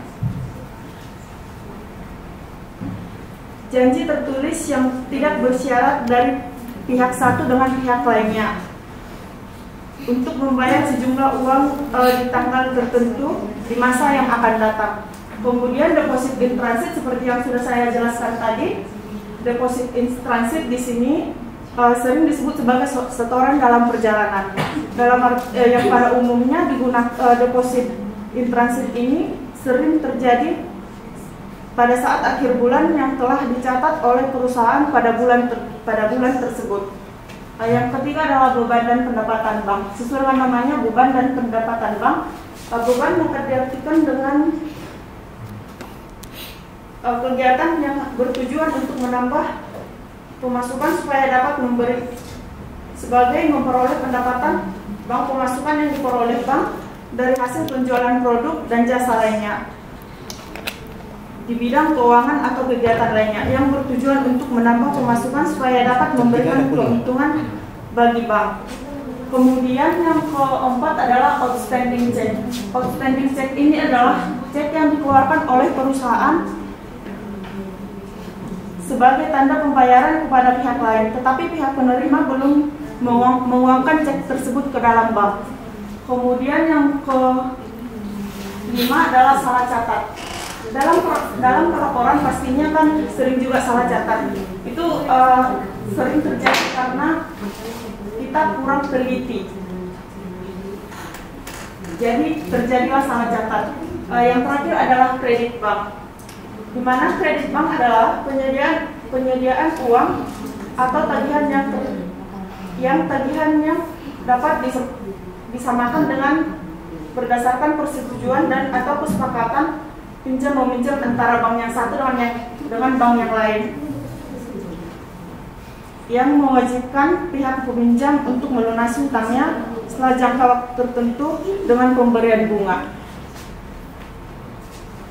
Baiklah, sekian materi kami kas dan piutang. Jika ada yang ingin bertanya, boleh. Oke, terima kasih kepada kelompok 2. Berarti pesertanya di sini ada Saudari Arnito. Saudari Kartini dan Saudari Nova. Oke. Sebelum mereka yang tanya, saya tanya duluan ya. Coba balikan satu slide sebelum ini. Yang ada jenis-jenis rekonsiliasi, penyebab rekonsiliasinya ya. Saya mau nanya. Misalnya nih, ada supplier. Saya bayar tagihan kepada supplier pakai cek. Saya bayarnya tanggal 30 Januari. Saya kasih cek tanggal 30 Januari. Tentu saya catat kan tempat saya kalau saya sudah mengeluarkan cek sebesar 10 juta rupiah. Tapi rupanya si suppliernya itu cairkan ceknya di tanggal 2 Februari. Tentu terjadi rekonsiliasi kan? Ya. Itu yang mana kasusnya? Dari yang 6 itu.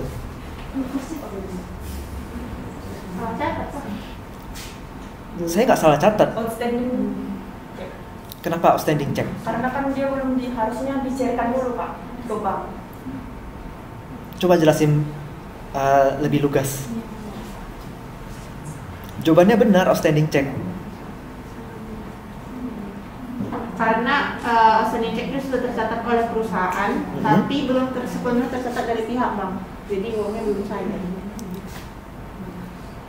Agak kurang memuaskan jawabannya. Jadi bukan karena salah catat ya. Jadi semua perhatikan kasus yang tadi saya bilang, saya bayar supplier tanggal 30 Januari dengan cek. Ceknya itu rupanya belum dicairkan dan dicairkannya di Februari. Tentu terjadi rekonsiliasi kan? Saya harus menyesuaikan pencatatan saya dengan pencatatan bank. Itu yang terjadi adalah outstanding check. Jadi ketika saya sudah ngeluarin uang cek, saya bagaimanapun tetap harus catat. Karena kalau saya nggak catat uang itu dari catatan saya, bisa aja saldonya saya pakai untuk hal yang lain. Nanti saya nggak tahu dong. Makanya untuk antisipasi, kita sebagai bagian keuangan atau finance akan catat terlebih dahulu keluar cek untuk bayar supplier A. Terlepas supplier A-nya mau cairinnya kapan, itu nggak soal. Kita tinggal lihat laporan tanggal 31 Januari punya si bank. Kalau memang ada selisih karena itu belum dicairkan, kita lakukan rekonsiliasi pakai model skontrol. Coba tunjukin yang skontrol. Kalau rekonsiliasi enaknya skontrol, jangan pakai staffel. Staffel kita agak bingung lihatnya. Kalau skontrol ini jelas, kiri itu adalah menurut versi kita, kanan itu adalah menurut versinya dari bank. Saya mau memperjelas ini dengan contoh ya. Oke, silakan kelompok 1 berikan pertanyaan.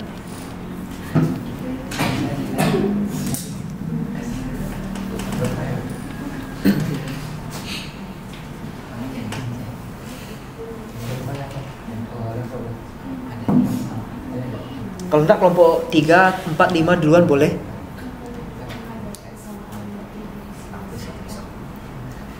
Ayo Faber. Ya Faber silakan. Apa dampaknya jika ada ketidakcocokan antara saldo kas perusahaan dengan saldo rekening koran bank?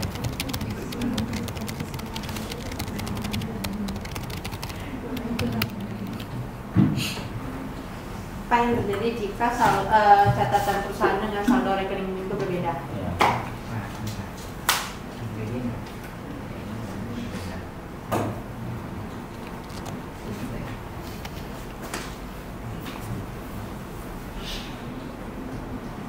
Mau ditampung dulu atau mau dijawab dulu? Tampung. Oke, selanjutnya kelompok 3, 4 atau 5.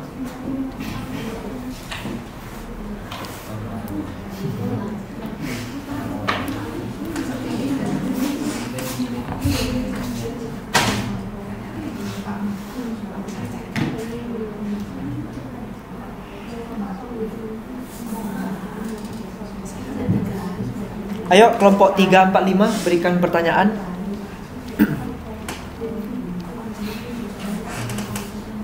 Atau mau jawab dulu? Udah, silakan jawab. Udah jawab ya.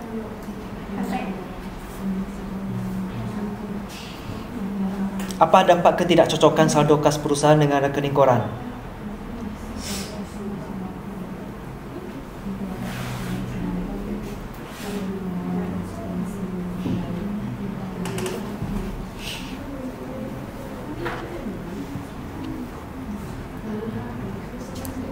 terjadi adalah jika melakukan kesalahan pencatatan nominal uang atau sebaliknya,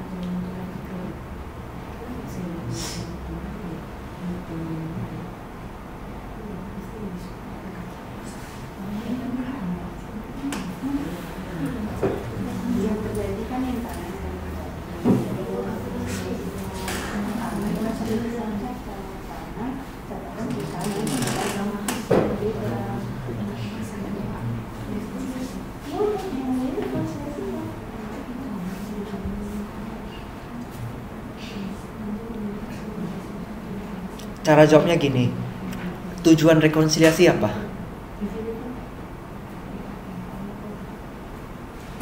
Dari itu jawabannya. Kebalikannya berarti kan? Apa tujuannya dulu?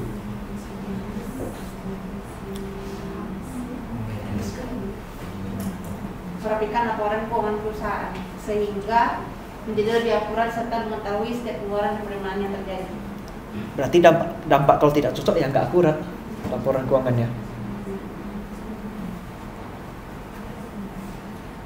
Tujuan di reconcile ini kan supaya laporannya akurat sesuai dengan fakta. Ya, jadi dampaknya kalau tidak cocok ya nggak akurat laporan keuangannya. berarti adanya salah catat. Rekonsiliasi banknya salah catat. Karena kesalahan yang tercatat bisa terjadi karena kecerobohan atau kurang telitinya seseorang dalam mencatat suatu hal sehingga terjadilah kesalahan tersebut. Berarti informasinya jadi kurang relevan. Kurang akurat. Gimana, Faber? Sudah puas dengan jawaban dari teman-temannya? Kalau ada suatu masalah yang nggak bisa dibuktikan dengan secatatan gitu Pak, misalnya ada salah satu direktur atau apa penggelapan dana perusahaan gitu, bisa diketahui nggak dari rekonsiliasi bank? Silakan jawab.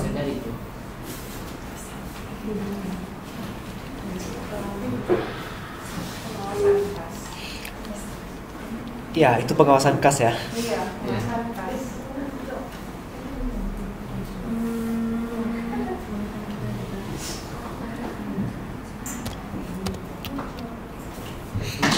Sebenarnya itu masuknya ke ranah pemeriksaan akuntansi itu, bukan di sini. Tapi nggak apa-apa. Oke. Bisa, karena kan itu meliputi prosedur yang dibuat untuk menjaga atau mengamankan data perusahaan. Oh, jadi kalau misalnya dia nggak beres, investor bisa lihat gitu kan, bisa tarik dana secepatnya gitu. Kok ke investor? Bukan dibaca sama investor.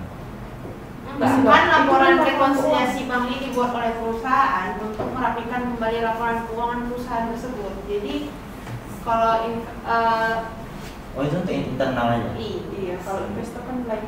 Investor kan nggak mungkin dikasih tahu yang investor itu maunya yang simpel aja. Labanya berapa? Yang kayak gini ya mereka nggak baca. Oh. Ini sampai ke level direktur keuangan aja posisinya.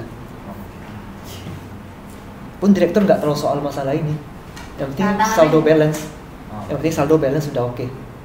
Ini pekerjaan akuntan biasanya. Ini pekerjaan audit sih kalau mau cari kesalahan. Nanti kita belajar di audit ya. Ada kan mata kuliahnya kan? Ya, bukan di sini. Tapi nggak apa-apa, kita bahas sedikit kan. Jadi itu adalah pengawasan kas. Ketika ada penggelapan dana misalnya nih, tentu dari bank ada keluar atau masuk itu harus kita kasih juga kan akunnya apa. Kalau tidak bisa dikonfirmasi ya baru masuk ke audit gitu. Gimana, Faber?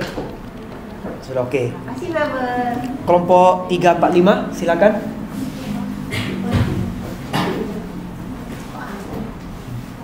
Ayo, kelompok 345 yang belum bertanya.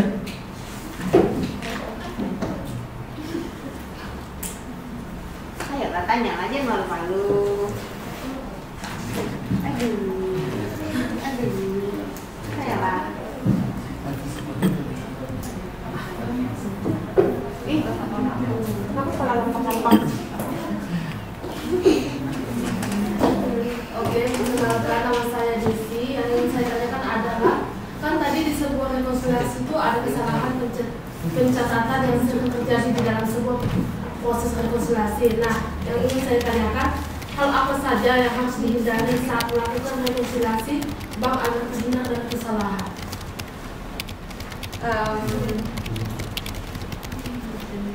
Tadi dari Desi kelompok berapa? Kelompok Oke, silakan jawab kelompok 1. Kalau kesalahan ini itu bisa terjadi antara pihak bank atau perusahaan. Jadi mungkin kalau misalnya menghindari biar nggak terjadi salah catat gitu, mungkin dari pihak bank atau perusahaannya tuh lebih teliti lagi gitu loh. Itu dari pihak Iya, sendiri. karena dari perusahaan bisa salah ataupun dari bank itu bisa salah. Makanya perlu dikumpulkan bukti-bukti berupa cek atau lain-lain gitu, uang keluar masuk itu harus kembali lagi ke depannya. Itu mengacu pada prinsip objektivitas. Kalau kalian masih ingat, segala sesuatu yang pada akuntansi harus berdasarkan pada bukti fisik. Rekening koran itu sudah bukti fisik. Kita harus nyesuaiin dengan dia punya. Posisi rekonsiliasi ini, kita yang nyesuaiin dengan rekening koran, bukan rekening koran yang nyesuaiin dengan kita. Kalian harus ingat posisinya berbeda ya. Kita yang ngikut mereka. Meskipun kita sudah terima cek ataupun kita sudah keluar cek tapi belum dicairkan, tetap banknya yang benar posisinya. Jadi apa yang harus direkomendasikan? Ketelitian ya tentunya ya. Dari kita si finance-nya, dari kita sebagai akuntannya, sebagai auditornya, dari bank Pegawainya. bisa juga sih mereka ada salah tapi jarang. Biasanya itu dari kesalahan manusianya.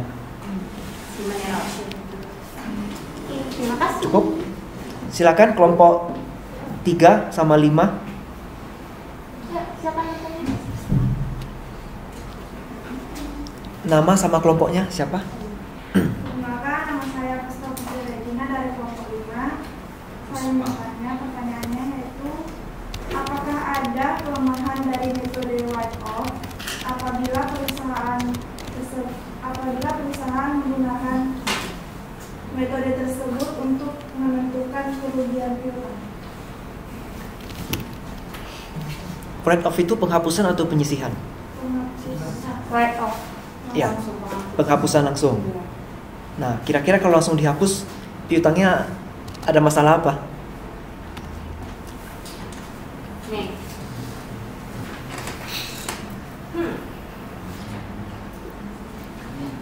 Biasanya mencatat biaya pada periode yang sama dan pendapatan terbaik.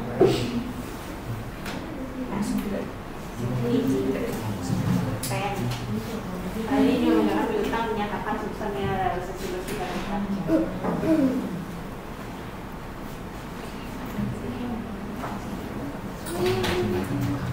menyebabkan kerugian pada beban. Jadi karena kita langsung catat langsung gitu aja, kita nggak banyak pertimbangan. Tentu kita mikirnya kita mengalami kerugian gitu loh. Itu aja. Oke, write off itu berarti kita langsung menghapus. Contohnya kasus ini 8.000 kan? Langsung dihapus 8.000. Otomatis kelemahannya apa? Pada saat yang bersamaan beban di laba rugi kita akan langsung meningkat tinggi. Itu kelemahan terbesarnya. Maka itu metode write off itu sangat tidak disarankan kalau kita mengacu pada prinsip akuntansi yang berlaku umum. Yang lebih disarankan adalah metode satu lagi, namanya apa? Penyisihan. Ada nama Inggrisnya? Nggak ada. Udah. Namanya metode penyisihan. Artinya, kalau ada piutang tidak tertagih, kita nggak langsung hapus. Kita sisihkan dulu sebagian. Kalau kalian waktu SMK mungkin pernah belajar, atau waktu semester 2 ya, umur piutang. Ada umur piutang?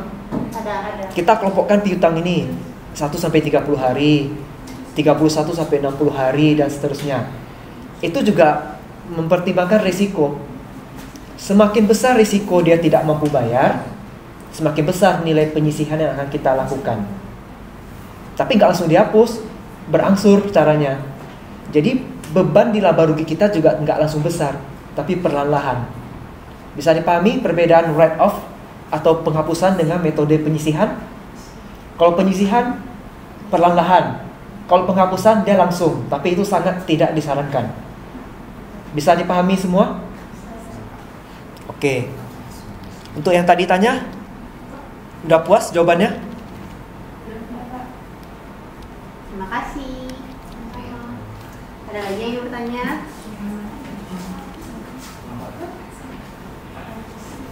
Kelompok 1, 4, 5. Berarti kelompok 3 yang belum. Kelompok 3? Pada kelompok 3 waktu dan tempat dipersilahkan.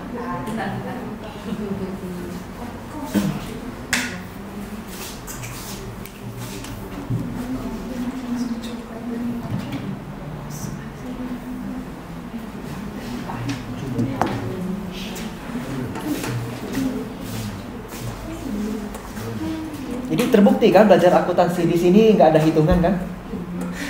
Belum. Ya ada cuma metode-metode. Ya hitungannya iya kayak tadi misalnya 8.000 nya mau diapakan? Kan metode itu bukan hitungan. Ya hitungannya paling nambah-nambah kurang-kurang aja kan. Nggak sulit kok akuntansi ini. Sangat sulit. Kalau nggak balance sudah sulit. Sulitnya soal sehari-hari. Kalau masalah balance nggak balance itu semester 1 dan 2 ya, nggak di sini. Ayo kelompok 3.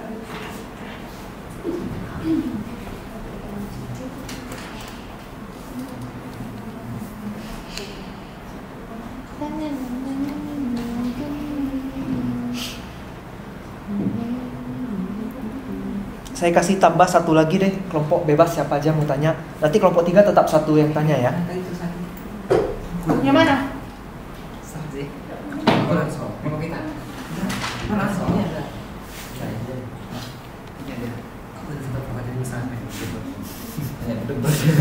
Ya nggak apa-apa, nggak apa-apa. Ayo, Hendri yang tanya. Hendri aja. Oke, ayo Hendri. Boleh nengok yang kelompok 4 sama 8. Saya ada 4 kolom sama 8 kolom. Rekonsiliasi 4 kolom dan 8 kolom. Nah, sebenarnya apa sih beda dua tersebut? Kenapa nggak pakai satu bagian aja gitu? Kenapa harus ada terpisah gitu? Nah, lihat ya. Lihat. Kalau di 4 kolom yaitu saldo 31 Juni dan penerimaan bulan selanjutnya. Kemudian ada pengeluaran bulan Juli. Kemudian baru saldonya. Sedangkan kalau 8 kolom itu lebih jelas. Dari Juli penerimaannya di bank berapa, di perusahaan berapa. Jadi lebih tertatanya itu lebih rapi. Jadi ini bank, perusahaan segini, bank segini, perusahaan segini. Kalau yang di 4 kolom bingung kita jadinya. Jadi bawah jadinya kan. Di keterangannya, banyaknya di keterangan. Jadi ngurang-ngurangnya juga nih, lihat dari misalnya saldonya itu 1, yang saldo setoran dalam perjalanan 30 Juni 1,555 berkurang 1,555. Terus bingung ini uangnya mana catatan bank, catatan perusahaan itu yang mana gitu loh. Sedangkan kalau 8 kolom dia jelas. Kalau di perusahaan gini, di bank segini gitu. Jadi kelihatan bedanya di mana, ada selisihnya di mana gitu. Jadi kalau misalkan 8 kolom lebih jelas, kenapa 4 kolom masih digunakan? Masih digunakan. Cuma opsi.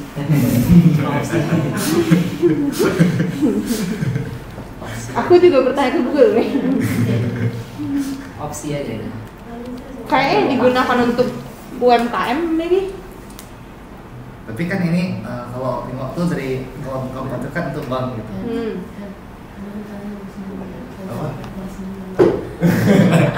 Apa?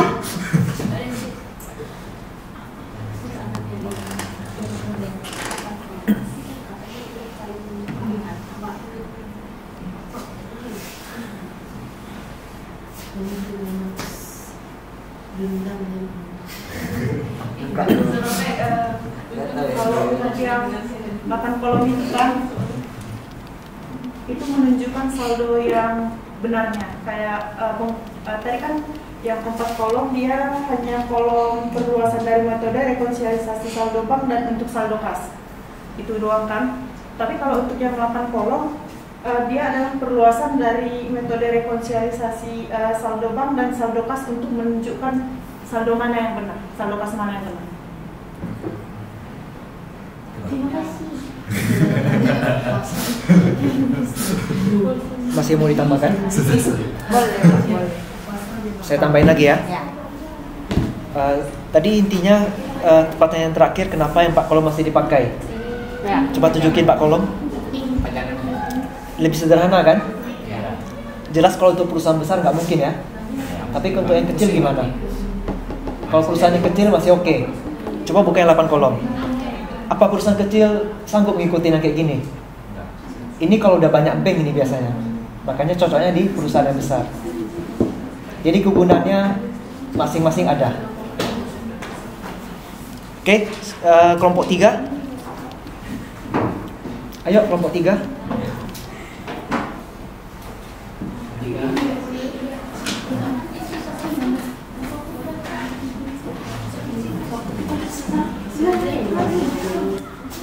Ada yang masuk? Ayo silakan. Perkenalkan, nama saya Nada Alfiani dari kelompok 3 yang bertanya, bagaimana cara perusahaan itu memindahkan risiko piutang tadi ke perusahaan lain? Itu akan dijawab oleh Nova. Salah satu caranya yaitu tidak menyediakan fasilitas penjualan kredit. Seluruh penjualan harus dibayar tunai atau menggunakan kartu kredit. Cara seperti ini berarti memindahkan risiko ke perusahaan menggunakan kartu kredit. Cara lain itu bisa dengan menjual piutang ke perusahaan lain. Istilah ini disebut sebagai anjak piutang atau factoring. Sedangkan perusahaan pembeli piutang disebut dengan perusahaan anjak piutang atau perusahaan pembeli piutang disebut dengan perusahaan anjak piutang. Saya tambahkan ya. Sebenarnya kalau memang semuanya disuruh bayar cash juga sulit ya. Pasti kalau dikasih penjualan, maksudnya mereka beli barang kita secara kredit, mereka akan lebih mau daripada disuruh cash secara tunai. Lebih berat kan seperti itu. Jadi untuk meminimalkan risikonya, yang pertama kita buat surat perjanjian dulu. Apabila kita biasa kasih promo tuh 2/10 N/30, pernah dengar? Nah itu salah satunya tuh untuk mancing supaya dia cepat bayar. Kalau lewat dari itu kata kasih denda. Biasanya sih gitu ya, supaya memotivasi mereka tuh cepat bayar. Oke, kebetulan waktu juga sudah mau habis. Saya absen manual dulu ya. Si Poppy udah buka kan? Amanda ada hadir. Arnito hadir. Selin, Desi. Oh ya, yang tadi udah tanya pasti hadir ya. Jose Tugu Valentino.